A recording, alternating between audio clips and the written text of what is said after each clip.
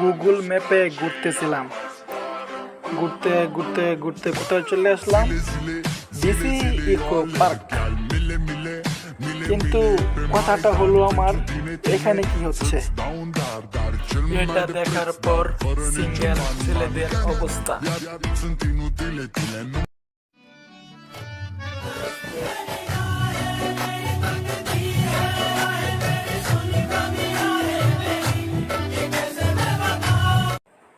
এটা কি হলো?